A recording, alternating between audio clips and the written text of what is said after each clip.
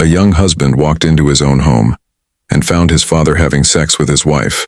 In a sudden, uncontrollable rage, he killed them both that night. This is the story of John Mitchell, a 28-year-old construction foreman who thought he knew his family. But when the ultimate betrayal unfolded right in his own bedroom, 3 lives would be destroyed forever. The investigation that followed exposed years of hidden family manipulation, lies, and a web of deception so twisted that even seasoned detectives couldn't believe what they uncovered. What drove a son to murder his own father? What kind of woman sleeps with her husband's father?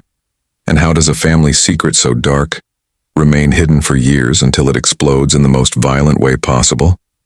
Before we go deeper, let us know in the comments where you're watching from. We'd love to hear from you. And if you're new here, click on the subscribe button so you never miss any of our upcoming videos. This case will shock you to your core, because what the police found wasn't just a crime of passion. It was the climax of a carefully orchestrated betrayal that had been building for 3 years. Charlotte Mitchell wasn't just cheating on her husband. She was being groomed by his own father, Patrick Mitchell, a man who had been planning this affair since the day she married into the family.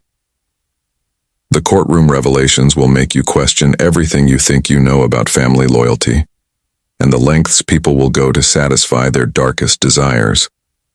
By the end of this story, you'll be asking yourself one terrifying question: how well do you really know the people closest to you?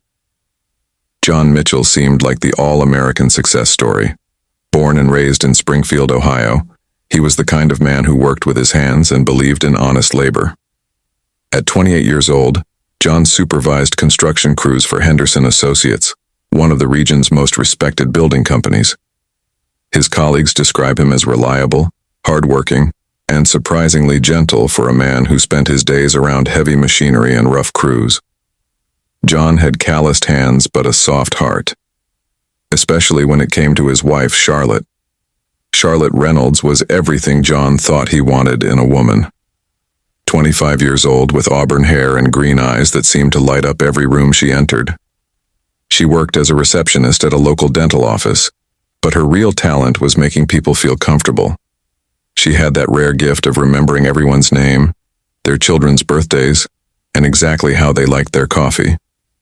When she and John met at a friend's barbecue in the summer of 2019, it felt like destiny. She laughed at his jokes, didn't mind that he worked long hours, and seemed genuinely interested in his stories about construction projects and weekend fishing trips. They dated for 8 months before John proposed with his grandmother's ring, a simple but elegant diamond that had been in the Mitchell family for 3 generations. Charlotte said yes without hesitation, and they married in a small ceremony at St. Mary's Church in October 2020. It was everything John had dreamed of: a beautiful wife, a steady job, and the promise of building something lasting together. They moved into a modest 3-bedroom house on Maple Street, complete with a white picket fence and a small garden where Charlotte planted tomatoes and sunflowers. But there was one person who seemed to pay special attention to Charlotte from the very beginning: John's father, Patrick Mitchell. Patrick was 53 years old, recently divorced from John's mother after 26 years of marriage. The divorce had been bitter, with accusations of emotional manipulation and financial control that left the family fractured. Patrick was a successful insurance salesman who drove a black BMW and wore expensive suits that made him look younger than his years. He had salt and pepper hair, piercing blue eyes, and the kind of confident smile that had made him successful in sales, and apparently, with women. From the moment John introduced Charlotte to his father, Patrick made it clear that he approved of his son's choice. Maybe a little too clear.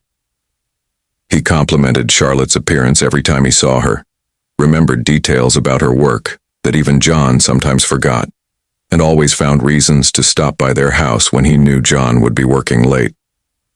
At first, Charlotte mentioned these visits to John, describing them as sweet gestures from a father-in-law who was trying to stay connected to his son's new family. John's childhood with Patrick had been complicated. His father was the kind of man who demanded respect but rarely showed affection.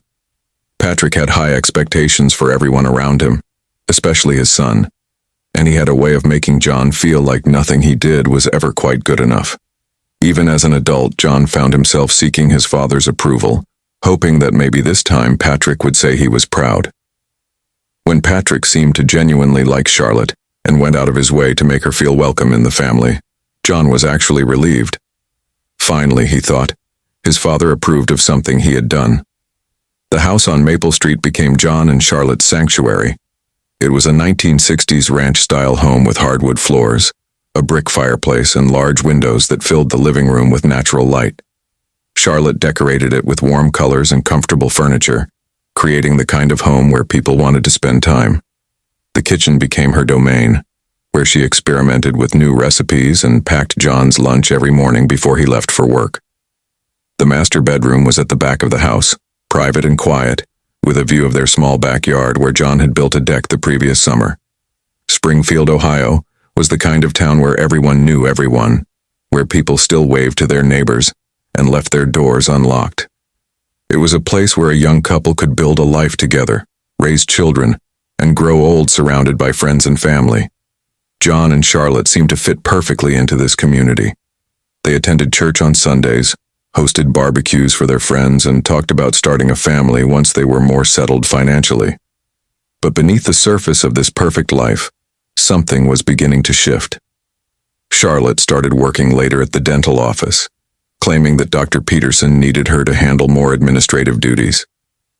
She bought new clothes, started wearing makeup more often, and seemed distracted during conversations with John.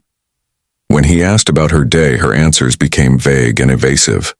She began receiving text messages at odd hours, messages she would quickly delete after reading. When John asked who was texting her so late, she would say it was just her sister or a friend from work. The changes were subtle at first, the kind of things that could be explained away by stress or the natural evolution of a marriage.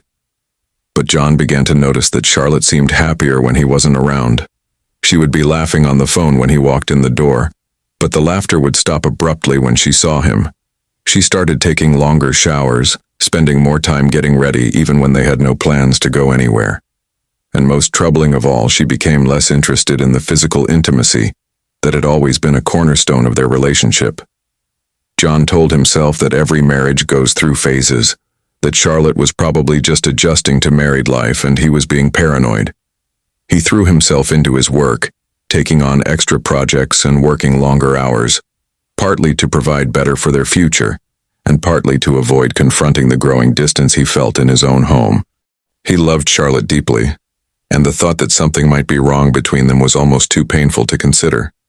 So he chose to believe her explanations, to trust that whatever was happening would work itself out with time and patience. But time would reveal that John's instincts had been right all along, and the truth was far more devastating than anything he could have imagined. What John didn't know was that his father, Patrick, had been systematically grooming Charlotte from almost the moment they met. It wasn't the obvious predatory behavior you might expect. Instead, Patrick used his years of sales experience and his intimate knowledge of what his son lacked to slowly position himself as the man Charlotte deserved. He started with compliments that seemed innocent enough, telling her that John was lucky to have found such an intelligent, beautiful woman. But gradually, those compliments evolved into something more personal and intimate.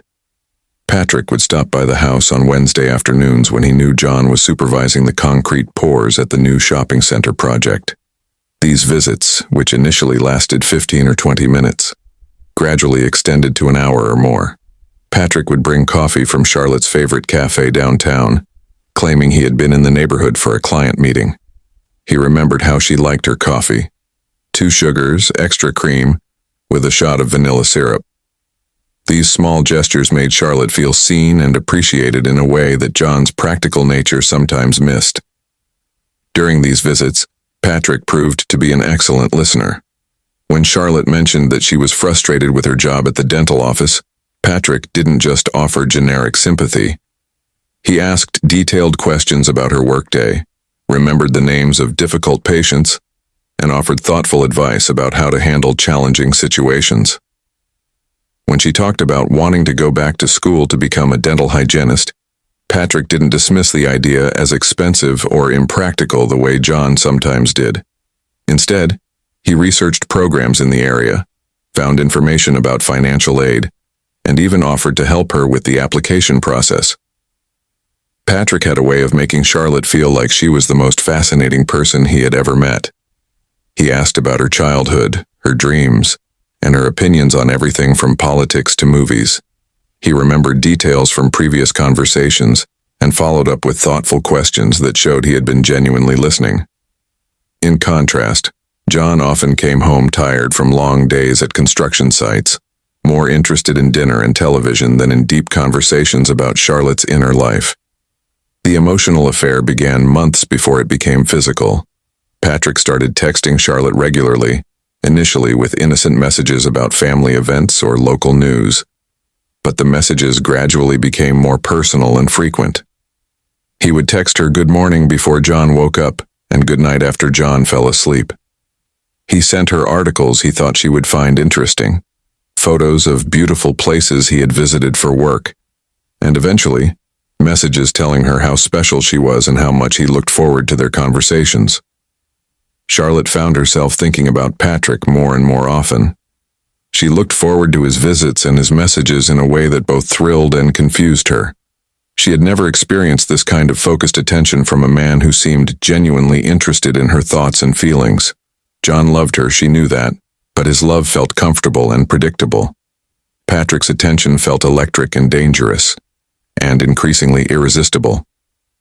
The first time Patrick touched her inappropriately was during one of his Wednesday visits in late spring of 2021. Charlotte had been showing him the vegetable garden she had planted in the backyard, explaining her plans for tomatoes and herbs. As they stood looking at the neat rows of seedlings, Patrick placed his hand on the small of her back, just above the waistband of her jeans. It was a gesture that could have been interpreted as fatherly affection, but the way his thumb moved in small circles against her shirt made his intentions clear. Charlotte should have stepped away, should have told him that his touch was inappropriate. Instead, she found herself leaning into his touch, closing her eyes, and feeling more desired than she had in months. The physical affair began 2 months later, on a Wednesday afternoon in July, when John was working a double shift at a commercial project across town. Patrick arrived at the house with more than just coffee. He brought lunch from Charlotte's favorite restaurant and a bottle of wine. He suggested they eat on the deck John had built, enjoying the warm summer afternoon. 1 glass of wine became 2, and their conversation became more intimate and personal than it had ever been before. Patrick told Charlotte that he had been thinking about her constantly, that she deserved better than a husband who took her for granted, and that he couldn't stop imagining what it would be like to truly appreciate everything she had to offer. When Patrick kissed her that afternoon, Charlotte's resistance crumbled completely. The kiss was everything that her physical relationship with John was not: passionate, urgent, and filled with a desperate desire that made her feel beautiful and wanted. They made love on the couch in the living room, in the same space where she and John watched television every evening. The betrayal was complete and devastating. But in that moment, Charlotte felt more alive than she had in years. The affair continued throughout the summer and into the fall of 2021. Patrick would visit every Wednesday, and occasionally on other afternoons when he could create business excuses for being in the neighborhood. They developed an elaborate system of communication, using a messaging app that automatically deleted their conversations. Patrick bought Charlotte gifts, expensive lingerie that she hid in the back of her closet, jewelry that she wore only when John was at work, and books of poetry that fed the romantic fantasy she had created around their relationship. Charlotte told herself that what she was doing wasn't really hurting anyone. John seemed content with his work and his predictable life, and she wasn't taking anything away from him that he had been paying attention to in the first place. She convinced herself that Patrick understood her in ways that John never could, and that their connection was deeper and more meaningful than the simple marriage she had settled for. She began to fantasize about a life with Patrick, imagining that he would leave his current girlfriend and that somehow they could be together, openly. But Patrick had no intentions of leaving anyone or changing his comfortable life. For him, Charlotte was an exciting diversion, a way to exercise power over his son while enjoying the company of a beautiful young woman who made him feel virile and desirable. He told Charlotte what she wanted to hear, made promises he had no intention of keeping, and used her emotional vulnerability to maintain a sexual relationship that fed his ego while requiring no real commitment or sacrifice on his part. As 2021 turned into 2022, the affair became more brazen and careless.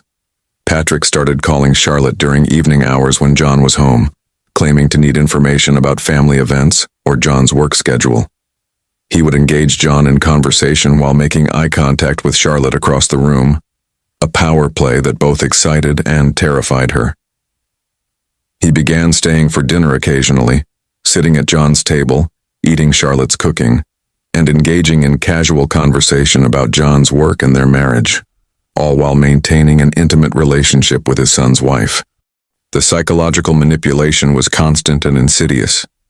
Patrick convinced Charlotte that John didn't really appreciate her, pointing out all the ways that his son failed to meet her needs or recognize her worth. He told her that John was too simple and unambitious to truly understand a woman of her intelligence and beauty. He made her feel like she was wasting her life in a marriage that was beneath her potential, while positioning himself as the sophisticated, experienced man who could give her the life she deserved. By early 2022, Charlotte was living in a constant state of anxiety and excitement. She felt guilty about betraying John, but she also felt more desired and alive than ever before. The secrecy of the affair added an element of danger that made every encounter with Patrick feel intense and meaningful. She began to resent John for his simple contentment, for his lack of curiosity about her inner life, and for his inability to provide the sophisticated romance that Patrick offered. She started arguments with John over trivial matters, partly out of guilt and partly to justify her continued infidelity in her own mind. The affair had been going on for over a year when John began to notice more significant changes in Charlotte's behavior and appearance. She had started working out regularly, claiming she wanted to be healthier, but the result was a more confident, sensual version of herself that seemed designed to attract attention. She bought new clothes with money she claimed came from overtime at the dental office, but her pay stubs didn't reflect any additional hours. She became secretive about her phone, taking it with her to the bathroom and sleeping with it under her pillow, instead of charging it on the nightstand as she always had before. Most troubling of all, Charlotte became increasingly critical of John and their life together. She complained that he was boring, that he never wanted to do anything adventurous, and that he was holding her back from her potential. She suggested that maybe they had married too young, that they wanted different things from life, and that maybe they should consider counseling to work through their problems. John, who was still deeply in love with his wife and committed to their marriage, agreed to try counseling, hoping that whatever was wrong between them could be fixed with professional help and honest communication. What John didn't realize was that Charlotte's suggestions about counseling and their marital problems were coming directly from Patrick, who was encouraging her to create distance in her marriage so that their affair could continue without interference. Patrick had convinced Charlotte that John was the problem, that their marriage was fundamentally flawed, and that she deserved better than the simple life he could provide. The counseling sessions became another tool of manipulation, as Charlotte used them to voice complaints that Patrick had planted in her mind, while John struggled to understand what had gone wrong in what he thought had been a happy marriage. The affair might have continued indefinitely if Patrick hadn't become careless and overconfident. He began taking greater risks, staying at the house longer, and becoming more obvious about his interest in Charlotte even when John was present. He started touching Charlotte inappropriately at family gatherings, standing too close to her at barbecues, and making comments about her appearance that crossed the line from fatherly approval to sexual interest. The thrill of the secret relationship had begun to fade for Patrick, and he was seeking new ways to exercise his power and control over the situation. It was this overconfidence and carelessness that would ultimately lead to the discovery that destroyed 3 lives and shattered a family forever. Tuesday, March 15th, 2022, started like any other day for John Mitchell. He woke up at 5:30 a.m., took a quick shower while Charlotte slept, and grabbed the lunch she had packed for him the night before. The Henderson Associates crew was working on the foundation for a new medical complex across town, and John expected to be there until at least 6 o'clock that evening. He kissed Charlotte goodbye, whispered that he loved her, and headed out into the cool March morning, completely unaware that his life was about to change forever. The medical complex project had been plagued with problems from the beginning. The city inspector had rejected their initial foundation plan, forcing the crew to start over with new specifications. The concrete supplier had delivered the wrong mixture twice, causing delays that put them weeks behind schedule. John prided himself on running efficient projects, and these setbacks were causing him constant stress and frustration. He had been working 12-hour days for 2 weeks straight, trying to make up for lost time and keep the project on budget. That Tuesday morning brought another crisis. The city inspector arrived at 7 a.m. and immediately identified problems with the rebar placement that would require significant corrections before they could proceed. John spent the morning coordinating with his crew to fix the issues, calling suppliers to rush order additional materials, and dealing with an increasingly frustrated client who was demanding explanations for the continued delays. By noon, John had developed a splitting headache and realized he had forgotten to eat breakfast in his rush to address the morning's problems. It was Charlotte who had suggested he come home for lunch when he called to vent his frustrations. She sounded sympathetic and caring, telling him that she had made his favorite sandwich and that a quick break might help him feel better before tackling the afternoon's challenges. John was touched by her thoughtfulness, especially given how distant and critical she had been in recent months. Maybe the marriage counseling they had started was actually helping. Maybe Charlotte was making an effort to be more supportive of his work stress. The thought of going home to his wife, eating a good meal, and taking a short break from the chaos of the construction site seemed like exactly what he needed. John told his crew he would be back in an hour and drove the 20 minutes home to Maple Street. As he turned onto his street, he felt some of the tension leave his shoulders. Their neighborhood was quiet and peaceful, with mature trees lining the sidewalks and well-maintained lawns that spoke to the pride their neighbors took in their community. Home represented everything good in John's life: his marriage, his stability, and his hopes for the future. In less than an hour, all of that would be destroyed forever.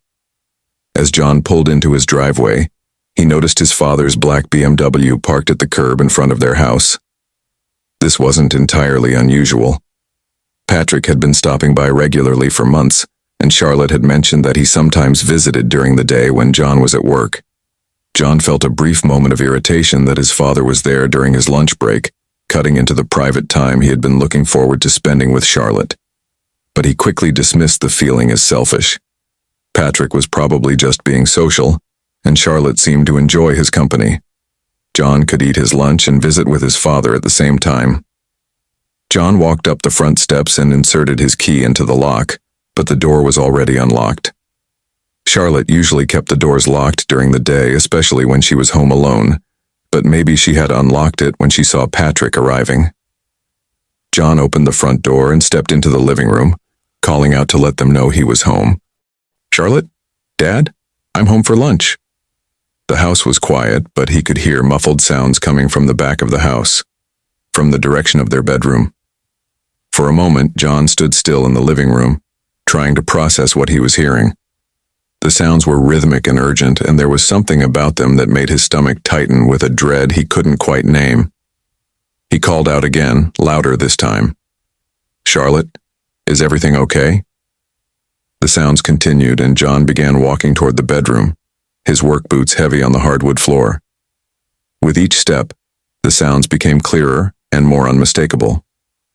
By the time he reached the hallway leading to their bedroom, John knew exactly what he was hearing, but his mind refused to accept it.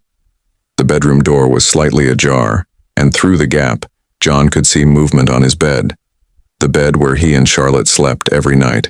The bed where they had made love as recently as the previous weekend. His hand was shaking as he pushed the door open wider, and what he saw in that moment would haunt him for the rest of his life.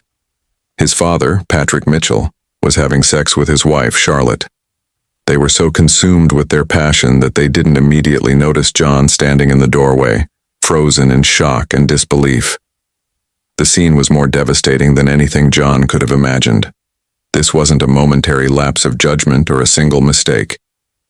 The way they moved together, the familiarity of their touches, the intimate whispers he could hear, all of it spoke to an ongoing relationship that had been hidden from him for months. They were comfortable with each other's bodies, practiced in their movements, and completely lost in a passion that excluded John entirely from their world. The betrayal was complete and devastating, involving the two people he loved most in the world. When Charlotte finally opened her eyes and saw John standing in the doorway, her face went white with terror. She pushed Patrick off of her and grabbed for the sheet, trying to cover herself, but it was far too late. Patrick turned to see what had startled Charlotte, and when he saw his son standing there, his expression shifted from confusion to something that looked almost like satisfaction. For a brief moment, all three of them were frozen in this tableau of betrayal and discovery, none of them able to speak or move. The silence lasted only seconds, but it felt like hours. Then John heard a sound coming from his own throat, a low animal moan of pain that seemed to come from the deepest part of his soul. The sound broke the spell, and suddenly Charlotte was scrambling to get off the bed, wrapping the sheet around herself, and trying to find words that could somehow explain or minimize what John had just witnessed. "John, please, let me explain. This isn't what it looks like." But John wasn't listening to Charlotte's desperate attempts at explanation. His entire world had just collapsed, and all he could focus on was the sight of his father calmly getting dressed, showing no shame or remorse for what he had done. Patrick was actually smiling slightly, as if he was pleased to have been caught, as if this moment of discovery was somehow satisfying to him. That smile, more than anything else, ignited a rage in John that was unlike anything he had ever experienced. "How long?" John's voice was barely above a whisper, but it carried a dangerous edge that made Charlotte take a step backward. "How long has this been going on?" Neither Patrick nor Charlotte answered immediately, and their silence only fueled John's growing fury. "How long?" he shouted, his voice echoing off the bedroom walls. "John, please calm down," Patrick said, his voice steady and condescending. "You're overreacting. These things happen in families. Charlotte and I have developed feelings for each other, and—" John didn't let his father finish the sentence. The casual, dismissive tone, the suggestion that this betrayal was somehow normal or acceptable, sent John over an edge he didn't even know existed. The rage that had been building inside him exploded into action, and before he fully realized what he was doing, John lunged toward his father with a violence that surprised even him. Patrick, still partially undressed and caught off guard, stumbled backward and fell against the dresser. The bronze lamp on Charlotte's side of the bed, the same lamp she used to read romance novels late at night, became John's weapon. He grabbed it without thinking, his mind completely consumed by the need to hurt the man who had destroyed his life. The first blow caught Patrick across the side of the head, and the older man dropped to his knees, blood immediately streaming from a gash above his ear. Charlotte screamed, but the sound seemed to come from very far away. John was operating on pure instinct now, all rational thought replaced by a primal need for revenge. Patrick tried to defend himself, raising his hands to block John's attacks, but he was no match for his son's strength and fury. John struck him again and again, each blow fueled by months of accumulated betrayal and humiliation. This was the man who had raised him, who had taught him right from wrong, who had earned his respect and loyalty, and he had used all of that to seduce and steal the woman John loved most in the world. The hypocrisy and cruelty of it was more than John could bear. Charlotte was still screaming, begging John to stop, trying to pull him away from Patrick.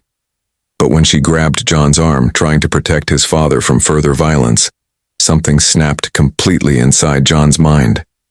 She was still defending Patrick even now, even after being caught in the act of betraying her marriage vows. The realization that Charlotte was more concerned about Patrick's welfare than about what she had done to their marriage sent John into an even deeper rage. Without fully realizing what he was doing, John turned on Charlotte. The same lamp that had just killed his father became the weapon he used against his wife. Charlotte had time for one terrified scream before the bronze base connected with her skull, and then she fell beside Patrick, blood pooling beneath her auburn hair on their bedroom carpet. In less than 5 minutes, John had destroyed the two people who had betrayed him most completely, and in doing so, he had destroyed himself as well. The silence that followed was absolute and devastating. John stood in his own bedroom, surrounded by the bodies of his father and his wife, the bronze lamp still in his hand, trying to process what he had just done. The rage that had consumed him was gone, replaced by a hollow shock that left him feeling empty and disconnected from reality. This couldn't be real. This couldn't have happened. But the blood on the lamp, the bodies on the floor, and the complete destruction of his life were undeniably real. John set the lamp back on the nightstand with trembling hands and walked out of the bedroom, leaving behind the scene of ultimate betrayal and ultimate revenge. He went to the kitchen, sat down at the table where Charlotte had served him breakfast that very morning, and called 911 to report what he had done. The 911 call that John Mitchell made at 12:47 p.m. on March 15, 2022, would become a crucial piece of evidence in his trial. His voice was eerily calm as he spoke to the dispatcher, a stark contrast to the violence that had just occurred in his bedroom. "I need to report a double homicide," he said simply. "I just killed my wife and my father. They were having an affair and I caught them together. I'm at 1247 Maple Street. I'll be waiting on the front porch for the police to arrive." The dispatcher, trained to handle emergency situations, tried to keep John on the line while police and paramedics were dispatched to the scene. She asked if anyone was injured and needed medical attention, if the victims were definitely deceased, and if John was injured or in need of medical care. John answered each question with the same eerie calm, providing clear, factual responses that revealed nothing of the emotional devastation he was experiencing. When she asked if he had any weapons, John told her that he had used a lamp and that it was still in the bedroom with the bodies. Detective Sarah Martinez was the first investigator to arrive at the Maple Street house, just minutes behind the initial responding officers. A 15-year veteran of the Springfield Police Department, Detective Martinez had worked hundreds of domestic violence cases, but she had never encountered a scene quite like this one. John Mitchell was exactly where he said he would be, sitting calmly on his front porch steps, his hands folded in his lap, staring straight ahead at nothing in particular. There was blood on his clothes and hands, but he made no attempt to clean himself up or hide the evidence of what he had done. When Detective Martinez approached John to place him under arrest, he offered no resistance. He stood up when instructed, placed his hands behind his back for the handcuffs, and walked quietly to the patrol car. His only words were a request to call his supervisor at Henderson Associates to let them know he wouldn't be back to work that afternoon. Even in the immediate aftermath of committing double homicide, John was concerned about his professional responsibilities, a detail that would later be used by both the prosecution and defense to illustrate different aspects of his character. Inside the house, the crime scene told a story of passion, betrayal, and explosive violence. The bedroom where John and Charlotte had shared 3 years of married life had become a scene of devastating carnage. Patrick Mitchell, age 53, was found partially dressed beside the bed, having suffered multiple blunt force trauma injuries to his head and upper body. Charlotte Mitchell, age 25, was found near the dresser, also having died from blunt force trauma.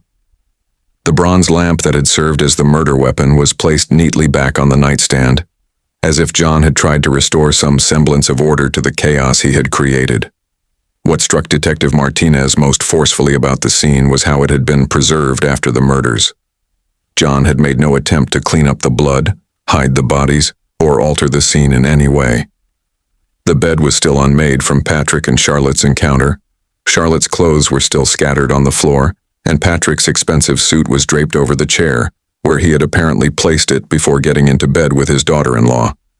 It was as if John wanted the evidence of their affair to be clearly visible, as if he needed the world to understand exactly what he had discovered and why he had reacted with such violence. The investigation into the murders began immediately, but it quickly became clear that this was not a case that would require extensive detective work to solve. John had confessed immediately. The murder weapon was obvious, and there were no questions about what had happened or who was responsible. The real question was why. What had driven John Mitchell to commit such a violent act? And what had been the nature of the relationship between Patrick Mitchell and Charlotte Mitchell? The first breakthrough in understanding the affair came from Charlotte's cell phone, which was found on the bedroom dresser. Detective Martinez obtained a warrant to search the phone's contents, and what she found painted a picture of deception and manipulation that extended far beyond a simple extramarital affair.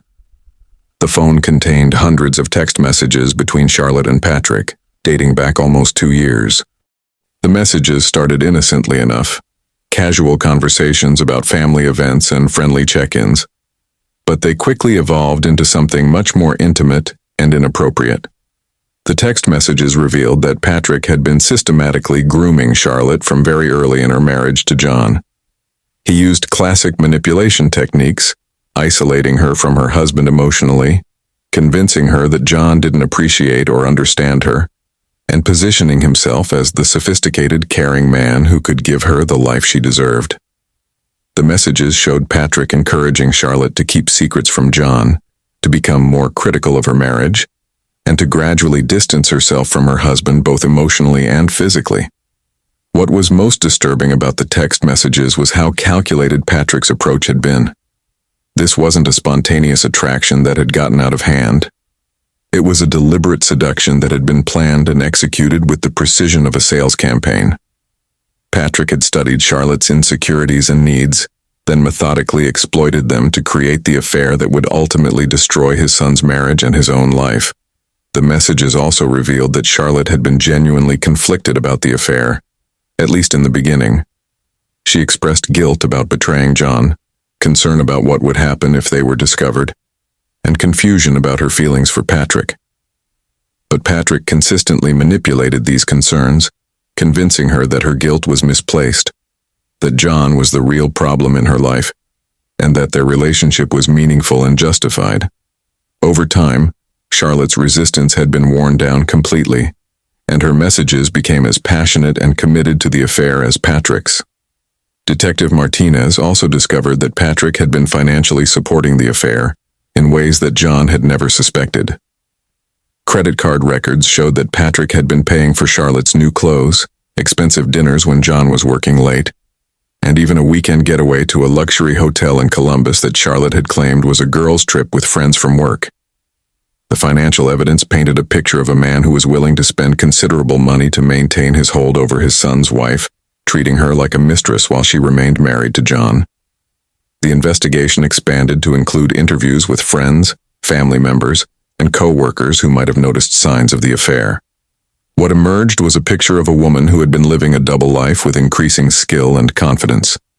Charlotte's co-workers at the dental office reported that she had seemed happier and more confident in recent months, but they attributed this to her marriage counseling with John rather than to an extramarital affair. Her sister, who lived in Cleveland, said that Charlotte had seemed distracted during their phone conversations but had never mentioned any problems in her marriage or any involvement with John's father.